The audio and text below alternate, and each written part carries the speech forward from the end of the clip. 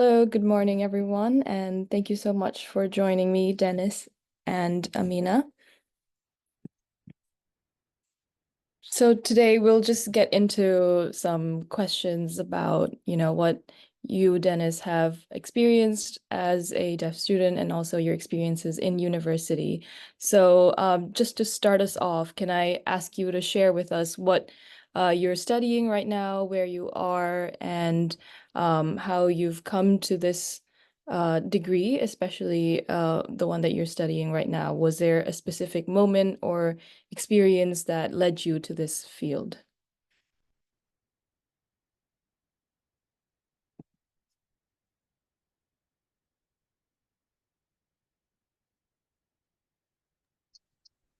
Thank you so much, and also for the opportunity that you've been given. This is Dennis. I am deaf. I'm studying a master's in human rights at the university. And the reason as to why I wanted to do master's in human rights, it's one thing that really motivated me to learn this course is because I have a disability. I've really experienced a lot of challenges, struggles, and issues, and more specifically as a deaf person. And then also, I became deaf when I was 2 years, 3 years. And so I've really faced a lot of challenges in the society, abuse, struggles, getting to school, and also after school, getting work. It has not been easy. It is really challenging. And that is why I looked at this injustice and the trouble that are happening for persons with disability. And that is why I really thought of doing this course so that I can make a change, create more awareness through my master's. And also another thing that really motivated me to do this master's, when I did my Bachelor of Education, I really wanted it really made an impact in my life. I got a chance to work and I did some research. And this is whereby I looked at the accessibility of justice amongst persons with disability, and especially in Nairobi, because it is something that I really saw the struggles and the challenges. And that is how I thought it would be basically enhance my contribution to the community, and also formed the course, the topic that I chose to do my research in masters as well, because I see what is happening in our constitution, the gaps which are there, policies which are already there, but the policies are there, but how they are being implemented based on the various articles that are already there to provide for services among us persons with disability. But I really saw there are a lot of challenges also in how they access legal services. And that is why I think I chose the course I'm doing, and even it informed onto the area of research that I chose on. Thank you. Thank you. Thank you very much. And I think another question based on what you've just said, there are a lot of challenges as a deaf person, as a person with disabilities.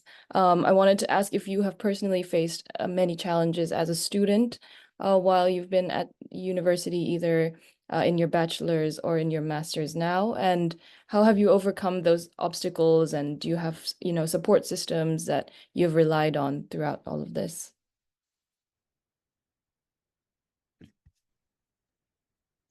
Thank you so much for the question. Yes. One thing I personally, Dennis, as a deaf person, uh, as a student, using sign language to communicate, and the use of a sign language interpreter has not been very easy because our lecturers are not aware on how to communicate with me as a deaf student. So I really have to work smart, passing my exam.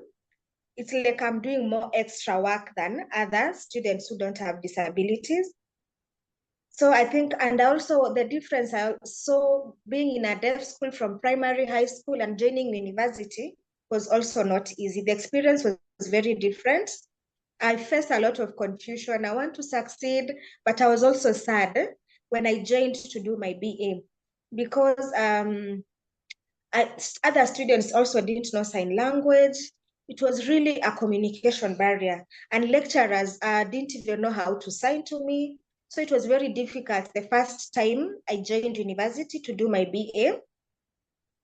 We were having physical classes. So when you get into class, they may not even know that you have a disability, you're deaf because it is not visible. And so maybe after class, I will try maybe go home, try to do some assignments, try to ask what is happening, and people are wondering, I was in class, why didn't I really get to understand what everybody else is being taught? So it was not easy for me, but with time, it became easier. It became easier for me. And I had to identify myself now as a deaf person, the only one in class, and how I could solve this challenge and how I could approach it. So they accepted me as a person who is deaf. They had now to understand me with time. And also, I forgot to mention, I even had to go like a bit of counseling to get to understand the change of climate that I had from a special school, from primary, high school, and now to university. I had to understand that I can be viewed differently. And so I was given sign language interpreter at the end of the counseling. So I've been having a sign language interpreter in class for my MA and also my BA. And for getting notes, I will sit next to classmates that I could actually look for notes. And sometimes they will help me now with their book after. And this is something I also interacted with other deaf persons who've gone to university.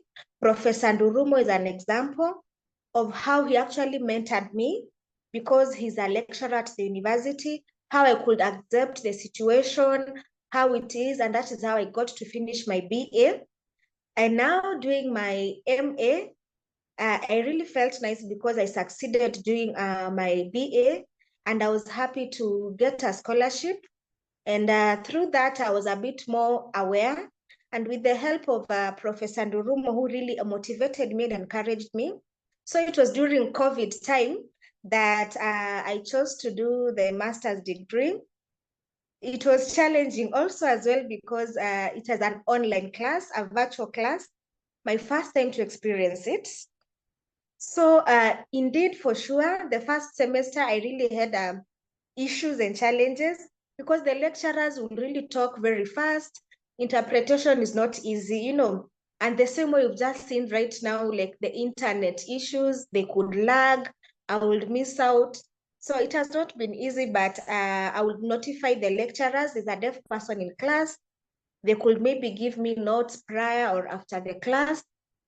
So with the help of the sign language interpreter, I really appreciate also the University of Nairobi. My master's, it was a bit seamless. And that is how I've actually been able to be included as a student in the university. Thank you. That's great. Thank you so much for sharing that. Yeah, I think this is something going off of what you've just said. What do you think, as someone who hopes to be an advocate for human rights change and changes, what do you see as potential ways to advance kind of disability rights both in Kenya and globally? And how do you envision yourself contributing to these changes?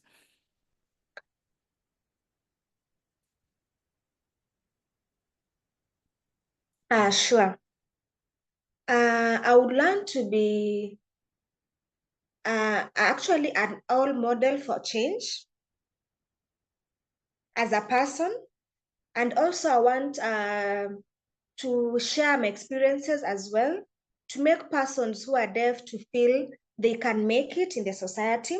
And I also want to advocate for inclusion because without people understanding and know that the challenges that a person can face in an everyday experience, maybe in school, how to get job opportunities.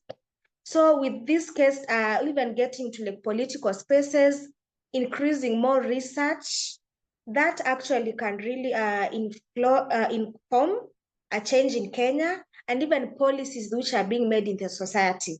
If they can be more inclusive for persons who have disability and even the deaf particularly, from what I've been taught and what I've learned through experiences, it can be better. Not everybody has to go through what I've gone through to achieve.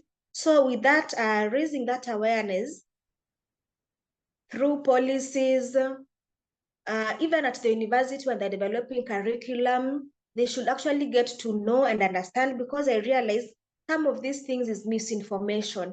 If they are informed, the challenges that I've even mentioned might not actually arise. And with having a disability in deafness, as long as communication is made clear, it doesn't become a barrier on it. Thank you.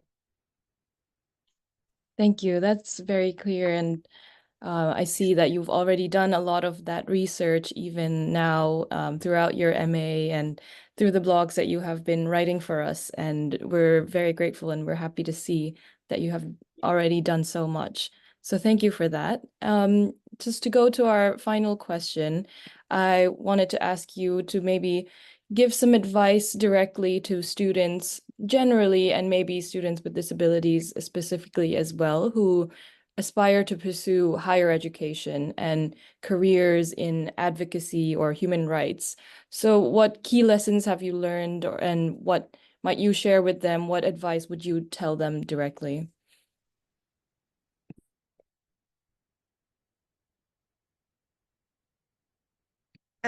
Thank you for that question. One thing I would like to tell persons with disability, they have to be motivated, first of all, on what they want to do. Because you are alive, and you must have a purpose in life. And I also want to encourage them to be enthusiastic in learning. There's no limit to education. They have to pursue and look at greater heights and further their education. And thirdly, I want to tell them to believe on what they are doing, what they want, not to be limited by their disability, because they can become whoever they want. And I would want to tell them, please, they should be confident, to work smart, be resilient, and also be ready to look at the role models who are there, to be role models even for younger ones as well. Because I, as Dennis, I want to also be a role model to these young learners. And they look at Dennis and they're like, oh, you have a disability and you can do it. That way it becomes easier even for more to open up and even join institutions of higher learning, to tell them it can be done. I, as Dennis, have a disability. I've been able to do my second degree. So why can't you be able to do it? You have a dream, you can succeed, and all is possible. Your future is bright. You can make it in Africa and beyond. And you'll say, I want to be like Dennis and better. Thank you. Thank you so much for that. The last thing actually I wanted to ask is how to sign thank you. I'd also like to learn a little bit.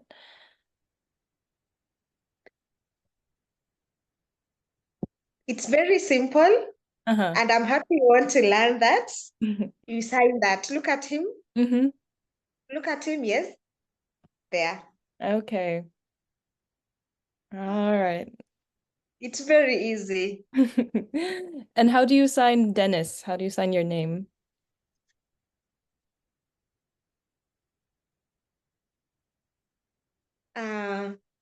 For my name, in the Deaf Society, Mm-hmm. we have sign names. So my Okay. sign name is that way. That is his name. Okay. Yes. And the sign language interpreter, that is her sign name. Okay. Because in the deaf community, we use sign names to identify ourselves.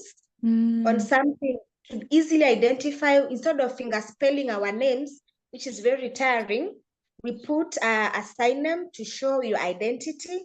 It can come from maybe what you love doing, a letter, like that is the sign name for our president. Mm. Uh, we put it on the nose this way because it is something elaborate on his character and appearance. So that is how we give sign names. So in case you want one and you want to learn, interact with the deaf community and you'll get a sign name. Yes. All right. Thank you so much. And thank you, Amina, as well, for joining us today. And we will keep in touch with you for sure as things go on. And thank you so much again for everything. I hope you have a great day and hope to see you soon again. Thank you. Thank you. And happy to see you. Have a nice day.